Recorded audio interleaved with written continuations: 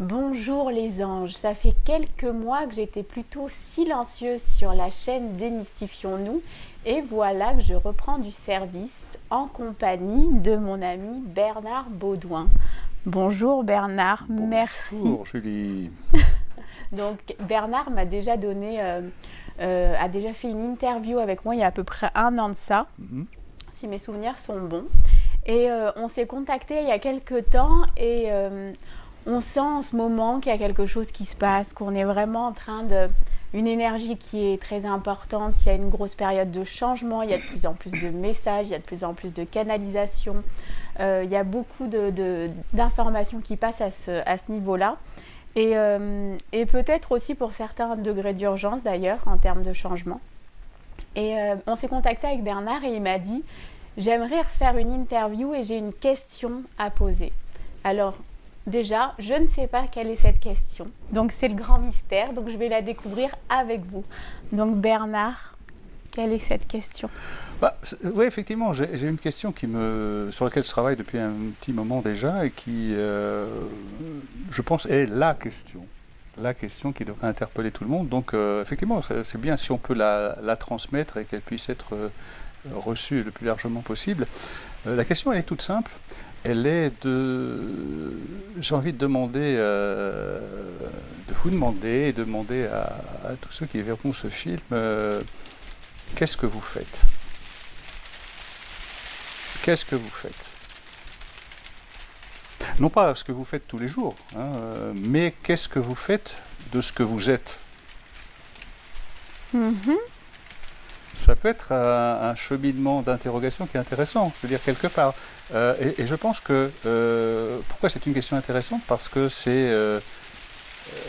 nous ramène sur notre évolution, sur ce qu'on veut faire de notre vie, et surtout dans cette période qui est une période de mutation importante, où il se passe beaucoup de choses, où il va se passer beaucoup de choses, hein, je veux dire, tous les prévisionnistes sont d'accord avec ça. On est dans une fin de cycle, hein, quand même. Bon, il faut regarder autour de nous ce que sont les sociétés, ce qu'est le monde, comment va la nature et toutes ces choses, et se poser la question de savoir qu'est-ce qu'on fait de ce qu'on est, c'est quelque chose d'important. Mais moi, j'ai une petite réponse à donner, un embryon de réponse à donner, avec un axe un peu particulier en fait. Alors quand vous dites qu'est-ce que vous faites, est-ce que vous mettez derrière ça quelque chose de l'ordre de la mission de vie? Non, je mets derrière ça le fait, de la manière la plus simple et la plus prosaïque, en fonction de ce que l'on est aujourd'hui, chacun de nous, dans la vie de tous les jours, qu'est-ce qu'on fait de cette vie-là? Et qu'est-ce que c'est que cette vie-là? À quoi ça ressemble? À quoi ça sert et qu'est-ce qu'on en fait? Et je reviens aussi sur quelque chose, vous évoquez le fait qu'on est dans une grande période de changement. Effectivement, tout le monde en parle, beaucoup de gens le ressentent. Donc vous en avez entendu parler et vous avez peut-être cette perception. Comment ça vous vient et qu'est-ce que vous voyez, qu'est-ce que vous mettez derrière ça, derrière cette phase de changement? Derrière cette phase de changement, il y a cette notion de changement collectif, hein, au niveau de la société, au niveau de la planète. Et puis il y a surtout, avant cette histoire de changement collectif, il y a effectivement la mutation de chacun. Quand je pose la question de savoir qu'est-ce que vous faites de ce que vous êtes, c'est ça, c'est de dire, est-ce que vraiment, dans le monde dans lequel on vit aujourd'hui, on a complètement conscience de ce que l'on est, quoi, de ce que l'on fait. Et c'est ça qui me semble intéressant, c'est qu'en fait, et c'est pour ça que je voudrais revenir éventuellement un instant sur la raison de cette histoire de vie, de cette existence humaine, parce qu'on se pose plein de questions, il y a plein de livres, il y a plein de stages, de formations, il y en a autant qu'on en veut à tous les niveaux, mais il y a quand même une chose qui est fondamentale, et je crois qu'on a oublié, c'est quand même la réalité de notre existence à nous. Or aujourd'hui, ce qui me paraît moi fondamentalement intéressant, c'est que les chercheurs, à un certain niveau dans la physique quantique par exemple, nous amènent à plein d'évidences, à plein de conclusions qui nous ramènent à ce que disaient les anciens depuis des centaines ou des milliers d'années sur la réalité de l'existence humaine. À savoir que quand les scientifiques nous disent, par exemple, qu'on est constitué d'atomes, qu'on n'est que de l'énergie, en fait, ça rejoint un peu ce que disaient les anciens aussi, et que, par exemple, dans des études récentes, chacune des cellules de votre corps, des milliards de cellules de votre corps, n'est que de l'énergie, donc vous êtes la même énergie que tout ce qu'il y a dans l'univers. Ça donne une dimension bien particulière à votre existence, à la réalité de ce que vous êtes. Et donc, du coup, comme on n'est que de l'énergie, on est connecté avec tout ce qui nous entoure, parce que c'est aussi de l'énergie. Et du coup, comme on a cette connexion, on a aussi cette responsabilité sur le monde qui est alentour. Parce qu'en fait, on se plaint toujours de ce qui se passe, mais on est pleinement conscient et responsable de ça. Pour revenir, pour donner quelques petits éléments de précision, est-ce que vous pouvez en quelques mots nous donner des indications sur qu'est-ce que c'est que la physique quantique en fait? Alors, en deux mots, si vous voulez, vraiment pour faire très court, la science moderne était effectivement arrivée quand elle travaillait en dessous de la vitesse de la lumière, en dessous de 300 000 km/s, au théorème d'Einstein, E égale mc2, sur lequel a été basée une grande partie de notre physique et de nos conceptions du monde moderne, en fait. Et puis quand on a commencé à travailler au-dessus de la vitesse de la lumière, là, brusquement, on a vu qu'on avait franchi un palier et que on entrait véritablement dans une autre définition. Et en fait, on avait agrandi la focale par rapport à la perception qu'on avait de notre monde. Et par exemple, une des premières choses qui a interpellé les chercheurs, c'était que les notions de passé, présent et avenir n'étaient plus l'une après l'autre historiquement, mais parallèlement dans des dimensions qui étaient parallèles. On s'est dit, attendez, des dimensions parallèles, moi je ne comprends rien, je n'ai pas le passé qui est à côté de moi, ou le futur, toutes ces choses-là. Et puis après, d'autres études, des années après, sont venues sur notre perception à nous du monde, en fait, notre perception du monde à nous, et démontrant aussi que, par exemple, nos 5 sens sont très très limités, et que du coup, on ne peut pas percevoir d'autres dimensions, parce qu'effectivement, on ne va pas percevoir le fait que notre chien entend les ultrasons et pas nous, que notre chat voit la nuit et que nous on ne voit pas. Et donc du coup il y avait une problématique par rapport à cette sensorialité en fait. Hein. Et donc du coup, à un moment donné, on en est arrivé effectivement à comprendre que l'univers dans lequel on est, et notre univers nous, puisqu'on est une partie de ça au niveau énergétique, est bien plus grande que tout ce que l'on avait considéré au départ, et que en fait c'est un univers qui est un univers d'information en fait. C'est-à-dire qu'on nous dit maintenant aujourd'hui que l'univers en fait, le monde en fait, c'est de l'information, c'est énormément d'informations, et que nous pour baser notre conception du monde, on va prendre de l'information à droite et à gauche, et c'est avec ça effectivement qu'on construit nos mondes et qu'on reconstruit en permanence notre univers. Est-ce qu'on peut refaire aller un petit peu plus loin sur justement le passé, présent, futur, qui ne sont pas comme sur la frise chronologique qu'on nous apprend en histoire à l'école, et nous donner quelques éléments. Du coup, si c'est pas comme ça, linéaire, passé, présent, futur, comment en physique quantique ou comment ça se présente? C'est-à-dire qu'en fait, on n'a pas, comment dire, c'est un peu comme si on avait accès qu'à une partie du prisme en fait. On a accès qu'à une partie du prisme, qu'à une partie de la réalité en fait, simplement parce que nous ne sommes, et là bon c'est pas péjoratif de le dire, mais on n'est jamais que des animaux un peu évolués. Hein, je veux dire, notre cerveau a grandi, grossi, on a décidé qu'on était les maîtres du monde et on a pris notre emprise sur le monde. Il n'empêche que y a plein d'animaux qui voient plein de choses ou perçoivent plein de choses que nous, on ne peut pas percevoir. Ça veut dire quoi? Ça veut dire que, en fait, la réalité, ce que moi j'appelle la réalité ultime, c'est pas la réalité ordinaire, mais la réalité ultime, c'est que notre univers, il est bien plus vaste que ce que nous percevons. Nous ne percevons qu'une partie infime de ça, si vous voulez. Et donc, du coup, après, le seul moyen de pouvoir percevoir davantage que ça, c'est effectivement, à un moment donné, d'élever nos consciences et de passer d'aller au-delà des sens, de passer au-dessus des sens pour pouvoir éventuellement se connecter, mais alors après on rentre dans des dynamiques de spiritualité, pour pouvoir se connecter à ces autres dimensions qui sont parallèles, qui sont là, qui sont tout autour de nous, mais que nous, simplement, on n'a pas les outils on n'a pas les outils pour percevoir ça. La physique aujourd'hui nous montre, la science moderne nous montre aujourd'hui qu'il y a énormément de choses qui sont autour de nous. Il y a plein de dimensions dans lesquelles il se passe des flux énergétiques, dans lesquelles il se passe énormément de choses, mais qu'on n'a pas les outils pour pouvoir percevoir ça. Alors il y a des gens qui vont avoir des capacités, effectivement, avec certains niveaux de conscience, certains niveaux de fréquence vibratoire aussi, pour pouvoir avoir accès à certains moments à ces dimensions-là. C'est les gens qui vont, par exemple, être en connexion avec des disparus, peut-être, ou être en connexion avec des endroits bien particuliers, ou des choses comme ça. C'est des cas particuliers, mais tout le monde devrait pouvoir, à un moment donné, avoir accès à ça. Après, c'est du travail, c'est faut travailler à ça. Tout le monde n'a pas les capacités aussi, peut-être, en termes d'évolution personnelle et spirituelle. Mais ça veut dire quoi? Ça veut dire qu'on est dans un univers beaucoup plus vaste. Et si on replace ça au niveau de l'énergie, au niveau de la lumière véritablement qui est dans notre univers, du coup ça donne une autre dimension à ce que l'on est, nous, en fait. Et c'est notamment intéressant aujourd'hui dans ce qu'on est en train de vivre. Aujourd'hui, en 2020, en février 2020, quand on voit le monde dans lequel il est, dans quel état il est, en fait, au niveau de la nature, au niveau des sociétés, au niveau de toutes ces choses, où on sent bien qu'on arrive à la fin d'un système, qu'on arrive à la fin de toutes ces choses-là.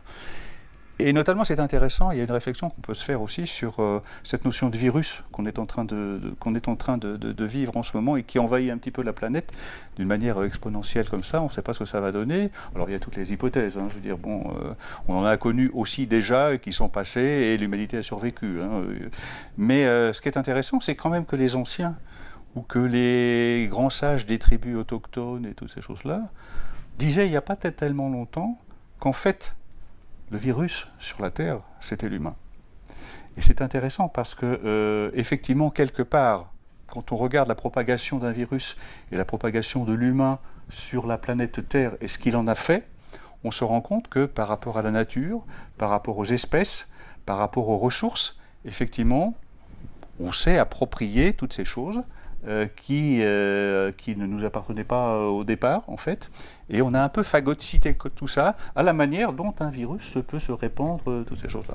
Alors je ne veux pas dire non plus que effectivement l'homme est totalement noir dans cette image-là, mais il n'empêche que, quand même, quand on voit la réduction, quand on voit les génocides, quand on voit la réduction des espèces animales, quand on voit le traitement des animaux qu'on fait, quand on voit comment les industries ont dégénéré pour nous donner à manger n'importe quoi ou nous faire boire n'importe quoi, il y a un souci quelque part, quoi. Et quand je pose la question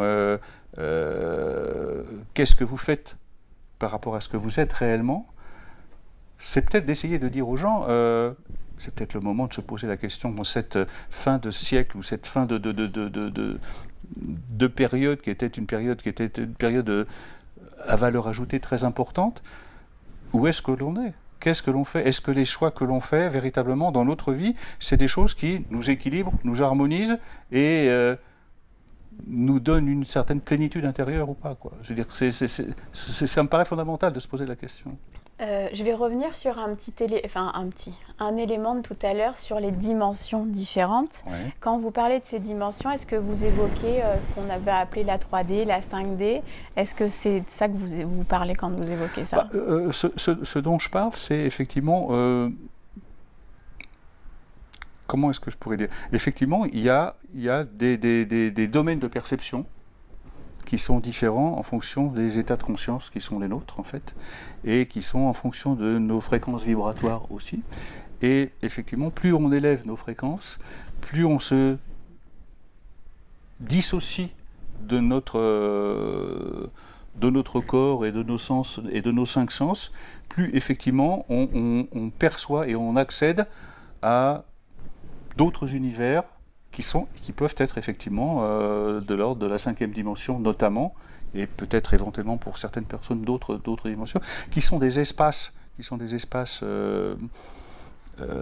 comment dire, complètement éthériques en fait, hein, mais où on accède en fait par une forme de conscience, qui est une forme qui nous ramène à une identité qui est une identité complètement vibratoire et qui n'a plus rien à voir avec l'enveloppe humaine, avec le corps humain et toutes ces choses, quoi. Et si derrière l'écran, quelqu'un se pose cette question de se dire, oui, moi, ça m'intéresse de pas être que dans la 3D, d'ouvrir, d'avoir plus de sens, d'arriver à prendre conscience vraiment et d'en avoir conscience et de l'incarner, qu'il y a autre chose, mais qui se demande comment j'y viens, comment je dois faire, qu'est-ce que je dois faire pour percevoir, qu'est-ce que je dois faire pour... pas sortir, mais ne plus m'arrêter qu'à cette 3e dimension, qu'à ce monde de matière. Alors, il y a une chose qu'il faut bien comprendre, c'est que la réalité, quand je dis qu'est-ce qu'on fait de ce que l'on est, il faut bien comprendre quelle est notre identité véritable. Notre identité véritable, c'est pas votre identité véritable, c'est pas votre corps, c'est pas vos pensées, c'est pas votre intellect, c'est pas votre mental, c'est pas votre ego. Votre identité véritable, c'est votre âme. C'est la source énergétique qui est à l'origine de votre existence. Et ça, c'est votre véritable identité. Tout le reste, tout ce qui est en rapport avec le monde matériel, ce sont que des outils, en fait. Et donc, du coup, ça vient simplement vous aider à faire que votre âme fasse ce qu'elle a à faire. Et quand les gens se posent la question de dire comment j'accède à, mais il n'y a pas à accéder. Il n'y a pas à accéder, on procède tous de la même énergie. Tout ce qui nous entoure dans l'univers, ça procède de la même énergie, avec des formulations différentes. La seule chose, c'est qu'effectivement, on n'a pas accès à ça. On n'a pas accès parce qu'on est dans la matière, on est organisé dans la matière, dans un monde de matière, et on est, compartimenté par rapport à la matière. Ça veut dire quoi? Ça veut dire que à l'intérieur de chaque individu, il y a toutes ces connaissances-là, il y a toutes ces choses. Quand je disais tout à l'heure que l'énergie dans chacune des milliards des cellules que l'on a, ça veut dire que c'est la même énergie qu'il y a dans tout l'univers. Donc vous avez toutes les connaissances. Simplement, vous avez donc tous les potentiels. Ça veut dire qu'à un moment donné, simplement, il faut peut-être se dépouiller un peu plus des choses matérielles pour justement revenir à cette source à laquelle chacun est abreuvé en permanence. C'est-à-dire que quelque part, il n'y a pas à aller chercher quelque part comment se connecter, toutes ces choses-là. On est connecté en permanence parce qu'on n'est que de l'énergie et que tout ce qui est autour de nous n'est que de l'énergie. Simplement, on n'a pas les codes, ou on ne sait pas, ou on n'a pas été accompagné, ou on n'a pas toutes ces choses. Après, comment faire?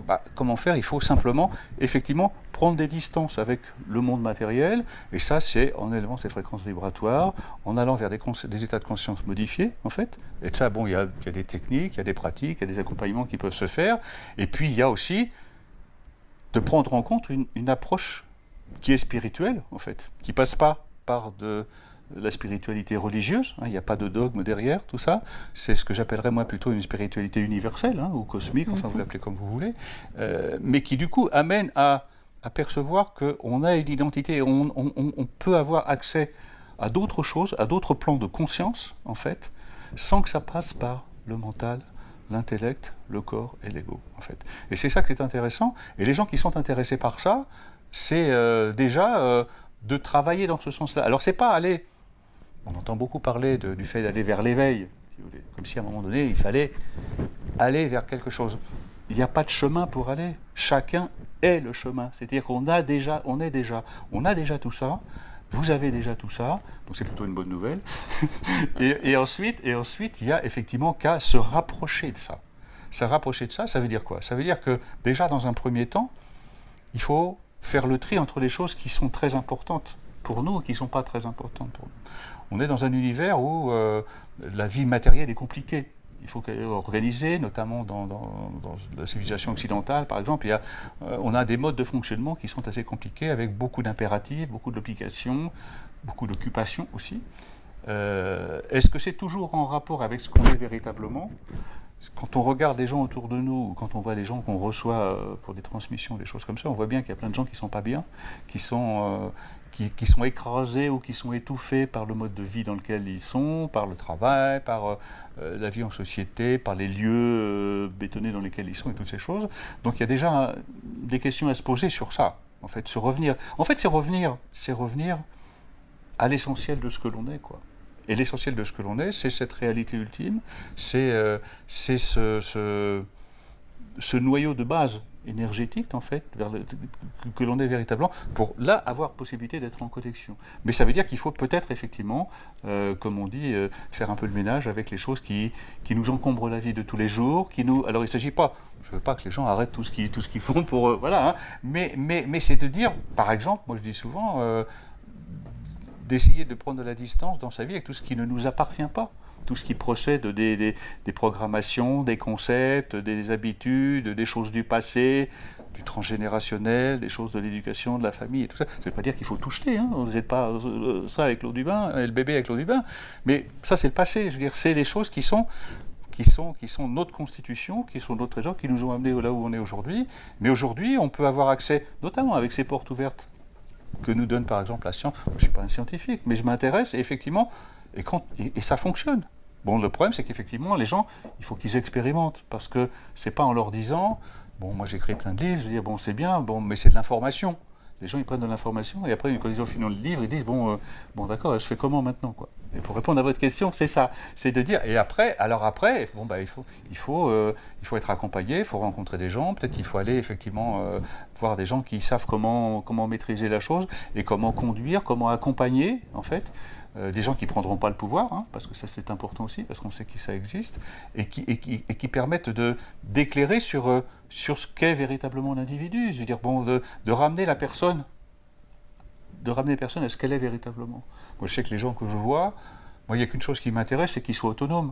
Je veux dire, j'ai pas de problème de pouvoir par rapport à ça. Je veux dire, donc c'est vraiment en termes d'ouverture. Donc il faut s'ouvrir par rapport à ça, et plus on s'ouvre et plus on s'autorise, parce qu'on est dans une société quand même, une civilisation où on se met beaucoup en dépendance par rapport au système. On attend des réponses du système, on attend que le système prenne des décisions à notre place, que le système nous soigne, que toutes ces choses, alors qu'en fait, on a toutes les réponses, on a toutes les possibilités. Maintenant, il faut qu'on s'autorise.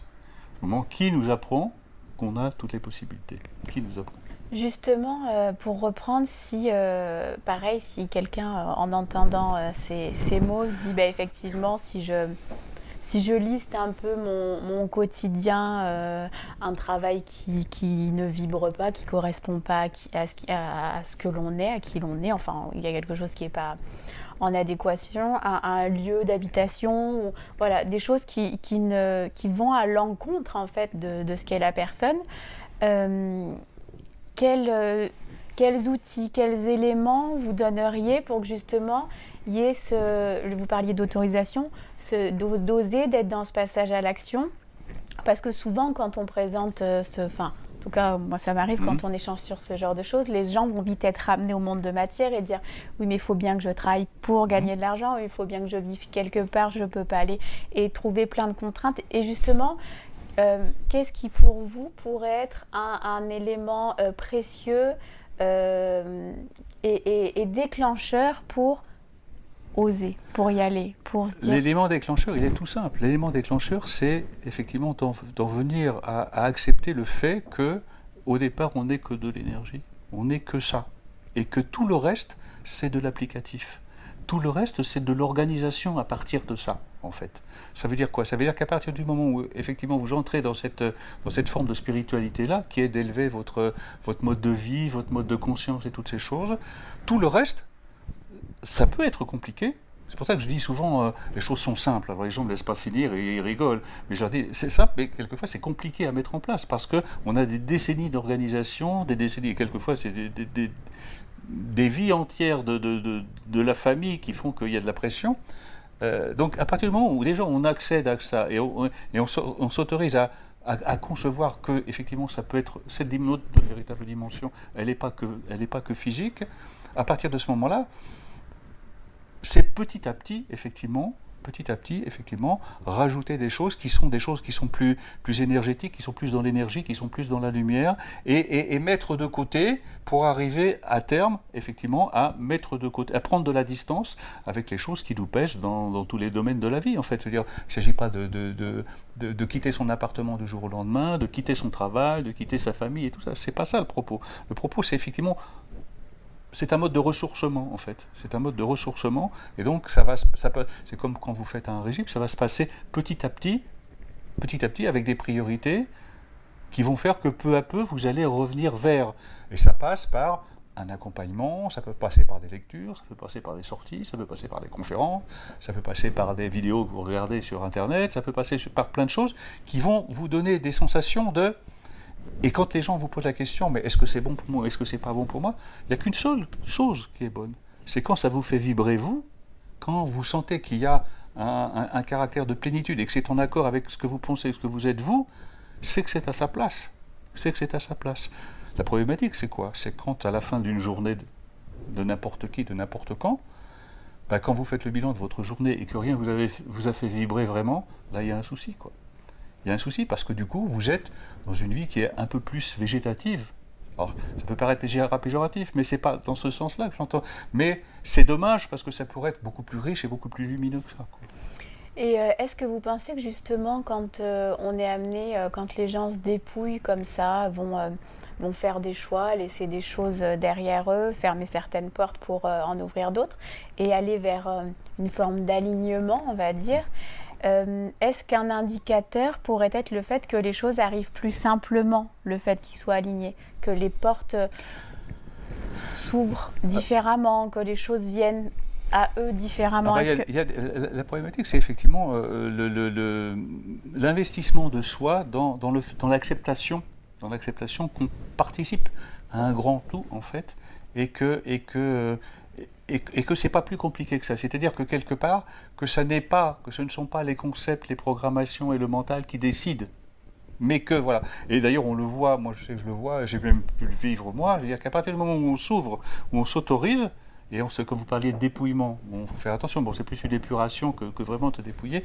je veux dire, et comme par hasard, bah, c'est pas compliqué, je veux dire, à partir du moment où on s'ouvre, et à partir du moment où on enlève de sa vie des choses qui sont compliquées ou douloureuses, et ben ça laisse de la place pour que d'autres choses arrivent et qui, elles, sont en accord avec notre nouvelle perception, notre nouvelle conception du monde, en fait. Et ça, on le voit très bien, et on le voit, moi je le vois tous les jours, chez des gens qui, à partir du moment où on s'ouvre, à partir du moment où on va dans ce sens-là, et ben, comme par hasard, il y a des rencontres qui se font, et les rencontres, elles se font de mille manières. Ça peut être des gens, ça peut être un film, ça peut être une affiche de pub, ça peut être un déclic, quelque chose qui fait qu'il y a des connexions. Et là, on retombe dans l'énergie, quoi. Parce que c'est pareil. Toutes les rencontres, alors ça tout le monde sait ça a priori, mais on l'oublie, aucune rencontre n'est faite par hasard, quoi, ne se produit par hasard, il y a toujours du sens derrière, ça veut toujours dire quelque chose, c'est toujours un enseignement. Et dans l'univers spirituel, on a l'habitude de dire qu'effectivement, tout ce qui nous arrive, c'est que de l'enseignement. Alors après, on en tire des conclusions avec le mental, avec l'intellect, avec les programmations et tout ça, en disant c'est bon pour moi, c'est pas bon pour moi, aïe aïe aïe, ça fait mal, ah j'aurais pas dû, et toutes ces choses-là. Mais c'est de l'enseignement, en fait. Et ça n'est jamais négatif. C'est négatif quand on n'en tire pas un enseignement. Si on tire un enseignement, forcément, ça nous amène à comprendre quelque chose. Donc forcément, c'est de l'enseignement. Ok. Qu'est-ce que vous voudriez dire d'autre par rapport à cette question cette première question, cette question de base, justement, que vous nous avez posée? Moi, j'aimerais dire aux gens d'aller vers ça, de se poser vraiment la question de qu'est-ce qu'ils font de ce qu'ils sont. Je veux dire, alors je sais qu'il y a plein de gens qui disent qu'il n'y a pas de sens à trouver, il n'y a pas de sens à chercher, tout ça. Moi, je pense fondamentalement c'est important de donner du sens à son existence, je veux dire, quelque part, et de donner du sens, un sens plus important, avec une forme de spiritualité qui ouvre, qui génère de l'amour, qui génère de la présence, qui génère de l'échange, du partage, qui permet d'être en plénitude, qui permet de vivre les choses en accord avec les choses, avec les humains, avec les animaux, avec les plantes, avec l'environnement, avec la nature. C'est quelque chose qui est très important. Et à partir de là, de demander si effectivement, tout ce qu'ils font dans leur vie, ça leur amène des choses positives. Ou est-ce que c'est uniquement des choses qui sont lourdes à porter, qui sont pénibles, qui ne nous appartiennent pas parce qu'elles viennent d'avant, de la famille, ou des choses comme ça.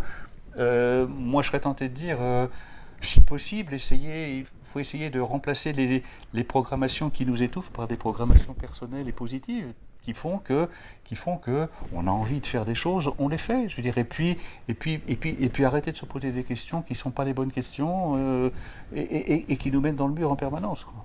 Alors, vous venez d'évoquer l'amour, de parler justement d'amour et de cette énergie-là, de ce canal-là. Souvent, on oppose l'amour et la peur.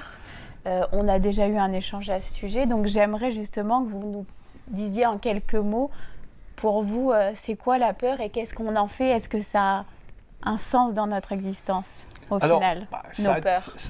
La peur, ça a du sens à partir du moment où on lui donne du sens. Hein, mais pour ce qui me concerne, la peur, c'est quelque chose qui repose sur une construction mentale qui est de l'ordre de l'illusion, en fait.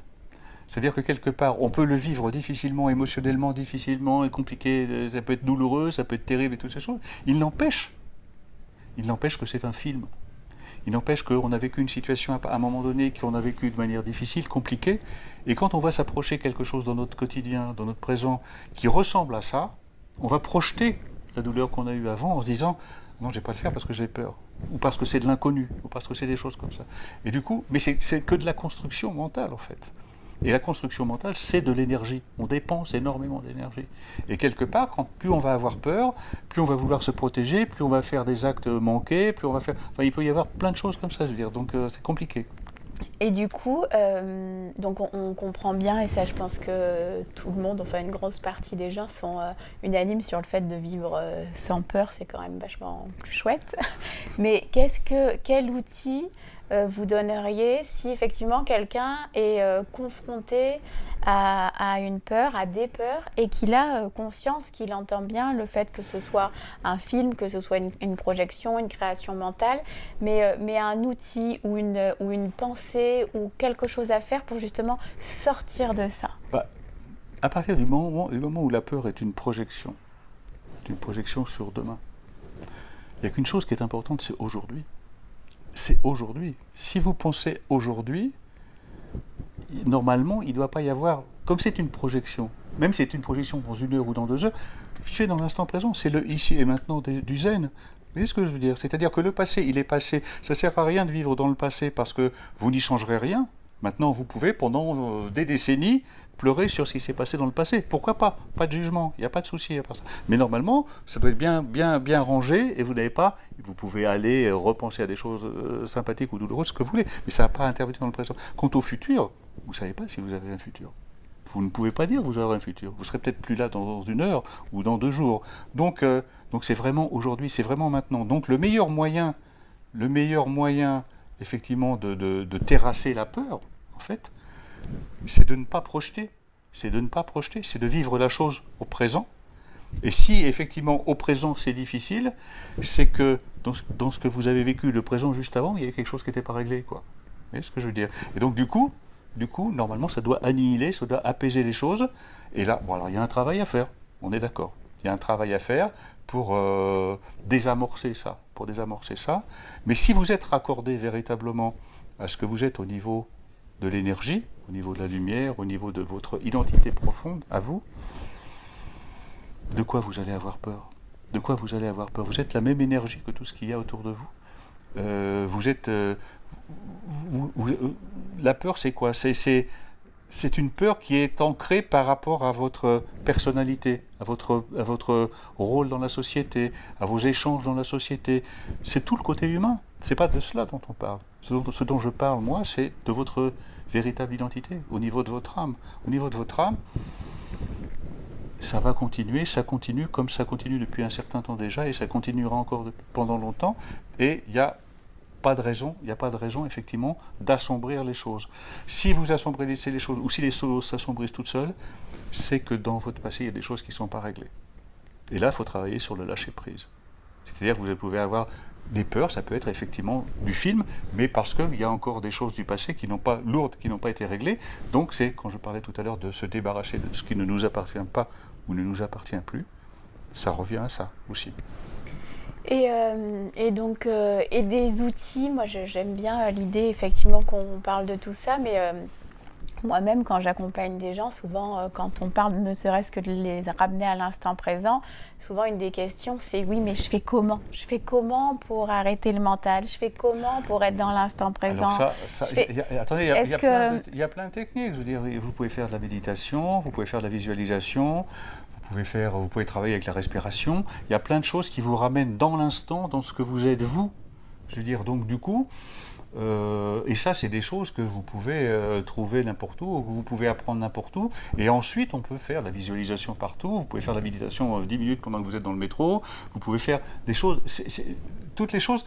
Et on parle toujours de la même chose. Ce dont je parle depuis le début, et là, ce dont vous parlez, c'est toujours du ressourcement. C'est-à-dire revenir à l'intérieur, revenir vous aligner sur ce que vous êtes. Quand vous avez, par exemple, des choses où vous avez de l'énervement, où vous avez des palpitations, n'importe quoi, vous allez respirer, vous allez étirer votre respiration, ça va fluidifier, et d'un seul coup, ça va apaiser la totalité. La méditation, c'est pareil. Quand vous êtes la méditation, vous avez des pensées qui passent dans votre esprit en permanence. En moyenne, 60 000 pensées par jour.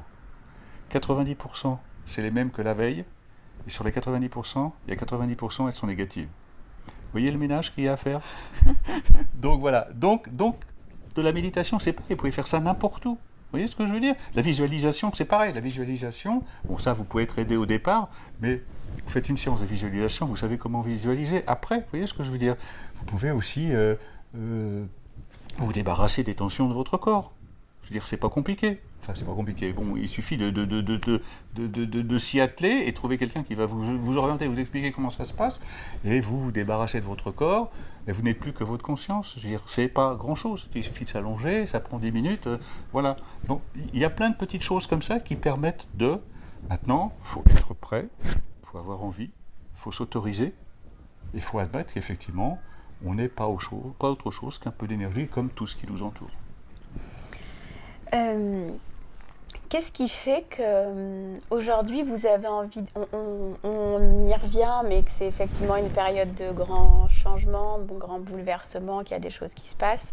D'ailleurs, il y a deux questions derrière ça. C'est déjà, vous, comment, au-delà de ce qui est entendu, est-ce que vous avez des perceptions plus particulières? Est-ce que vous canalisez? Est-ce que vous entendez des choses? Est-ce que vous voyez des choses sur effectivement ce qu'on nous annonce, hein? Est-ce qu'il y a des perceptions qui sont propres à vous, au-delà de ce qu'on entend?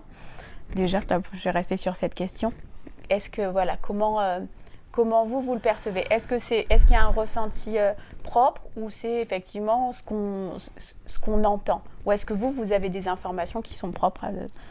Moi, j'ai des informations qui ne sont pas de mon fait à moi, des choses que je reçois, des choses que j'ai vues, des choses dans lesquelles je me suis trouvé, et qui sont effectivement des informations montrant que on est dans une mutation de notre monde matériel qui est très très importante, qui n'est que le début effectivement d'une grande mutation dans tous les domaines. En fait, hein, dans le domaine humain, dans le domaine de la nature, dans le domaine animal et toutes ces choses, qui fait que certains parlent de la fin d'une civilisation, la fin d'un cycle, ou des choses comme ça. Et c'est vrai que quand on voyage un peu, entre guillemets, effectivement, on a la perception, ou on est informé qu'il va y avoir beaucoup de mutations au niveau humain, il va y avoir beaucoup de mutations au niveau de la nature aussi, mais ça ne veut pas dire que c'est la fin du monde. Ça veut dire simplement que c'est un changement et que c'est un rééquilibrage. On est bien obligé de constater que le monde dans lequel on est aujourd'hui part dans tous les sens et que ça vient n'importe quoi dans plein de domaines. On voit comment sont traités les humains, on voit comment sont traités les animaux, comment est traitée la nature. Et quelque part, c'est quand même loin de ce que pourrait être l'équilibre et la plénitude. Donc il y a une logique quelque part fondamentale, et les gens qui sont en perception et qui reçoivent des informations d'autres dimensions reçoivent tous les mêmes choses, quoi. À savoir qu'on va inévitablement faire un rééquilibrage qu'on a déjà connu, hein, que notre civilisation a déjà connu, que l'humanité a déjà connu. Alors après, qui va être plus ou moins douloureux en fonction des gens, en fonction des périodes, en fonction des endroits. Vous parliez donc là justement de voyage, donc pour ceux qui, parce que voilà, c'est pas très clair. Je suppose que c'est pas un voyage géographique. Oui, alors ça n'a rien à voir avec la SNCF, on est bien d'accord. Oui, non, bon, c'est effectivement. Bon, en général, j'en parle peu parce que ça peut être mal perçu par certaines personnes.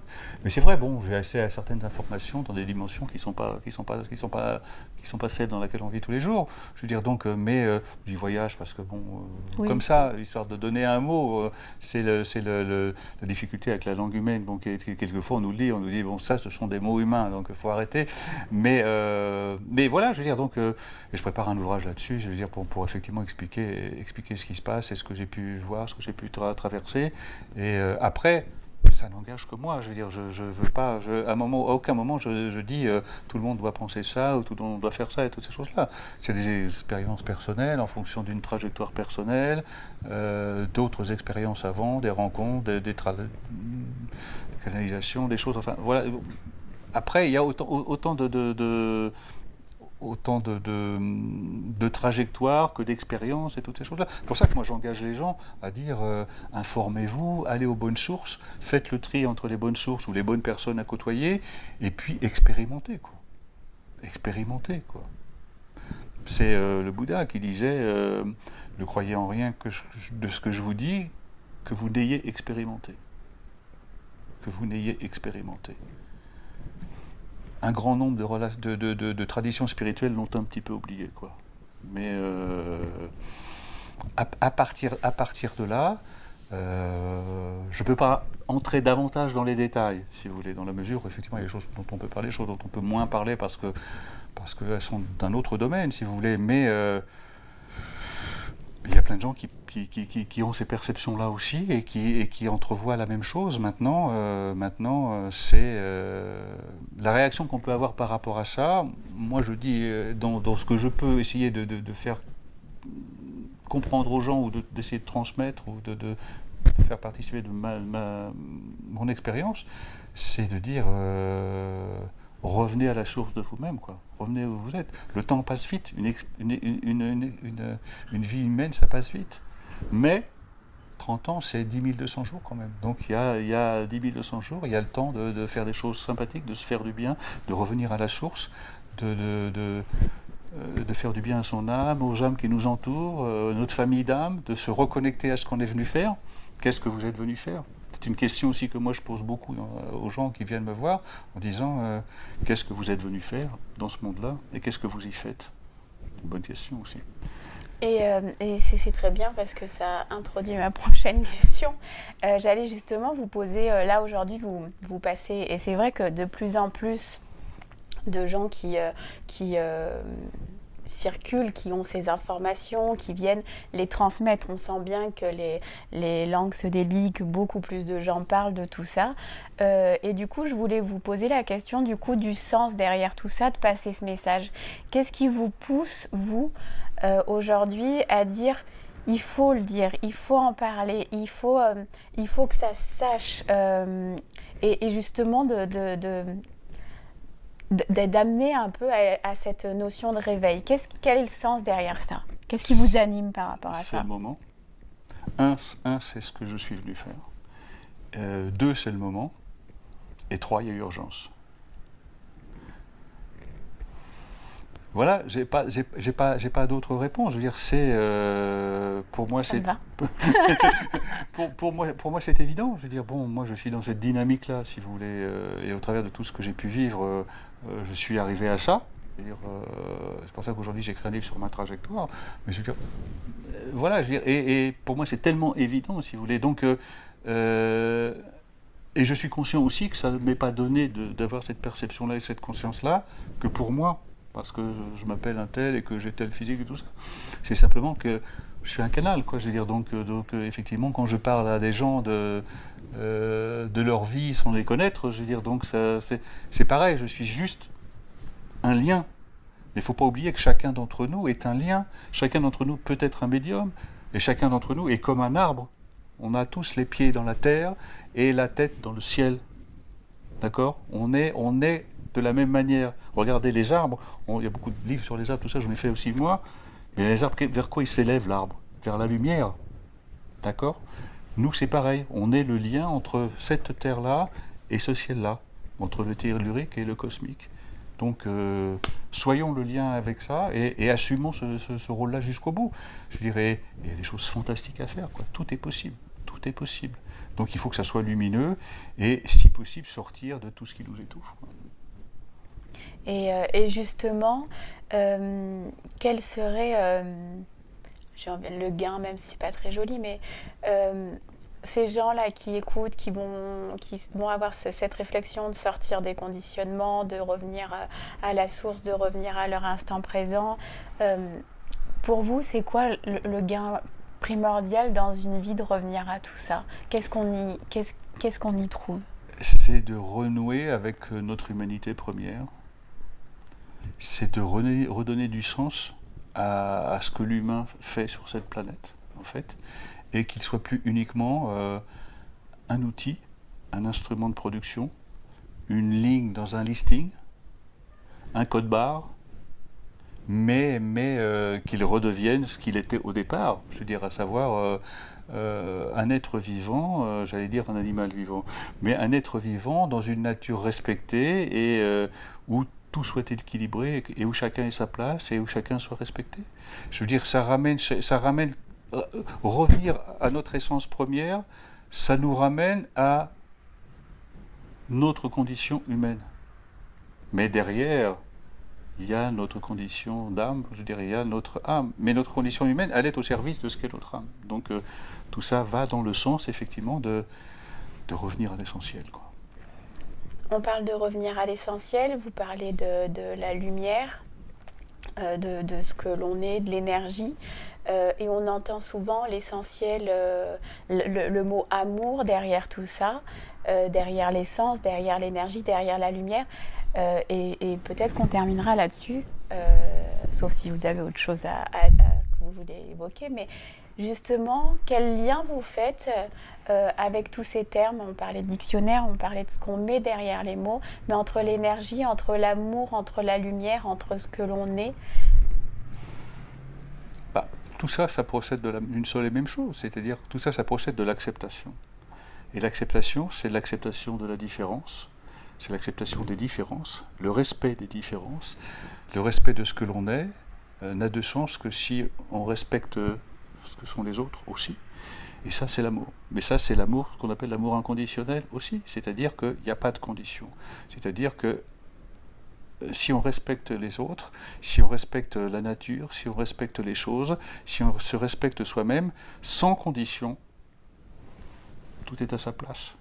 Tout est à sa place, tout prend sa place. Regardez la vie, les choses s'enchaînent, la nature a horreur du vide, les choses s'enchaînent, les choses s'organisent, les végétaux ont leur place, les animaux ont leur place, les humains ont leur place, et dans les rapports entre les humains, c'est pareil. Je veux dire, on possède tous de la même énergie. Donc, aimer tout le monde, c'est normal. Alors après, on met des nuances, hein, bien évidemment, mais je veux dire, c'est normal, c'est la moindre des choses. On procède de la même chose.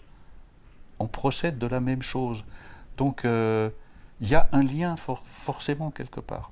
Revenir vers ce lien-là, c'est remettre de l'humanité, remettre de l'équilibre, remettre de la confiance, et c'est surtout ne plus se sentir étouffé, apeuré, esseulé, délaissé, abandonné. C'est être avec. C'est être avec, c'est à nouveau faire partie. Et ça veut dire quoi? Ça veut dire reconstruire une civilisation, ça veut dire reconstruire une humanité dans un autre monde. Seulement le problème, c'est qu'effectivement, il va falloir faire le ménage dans ce monde-là. Bon, bah écoutez, sauf si vous avez autre chose à dire, moi je pense que c'est des bons mots de fin. C'était déjà très riche, très dense en informations. N'hésitez pas d'ailleurs en commentaire à poser vos questions parce qu'effectivement Bernard a énormément de savoir, de connaissances. Donc déjà vous pouvez retrouver beaucoup de ce qu'il délivre dans cette interview, dans ses nombreux livres, hein, parce que je ne sais plus bien à combien il en est, mais 130 et quelques, 6, 7, 8, enfin bref. Donc vous pouvez retrouver ça. N'hésitez pas à poser en commentaire les questions. Donc on y répondra, soit j'y répondrai ou je les ferai passer à Bernard pour qu'il y réponde et que vous ayez tous les éléments pour avoir une bonne compréhension de tout ce qui est évoqué là. Et puis voilà, merci pour cette... Merci à vous et puis prenez soin de vous. Et pour chacun c'est pareil, je veux dire prenez soin de votre âme et puis des autres comme de votre âme et tout ira bien, quoi. Merci beaucoup. À bientôt. À bientôt. Au revoir.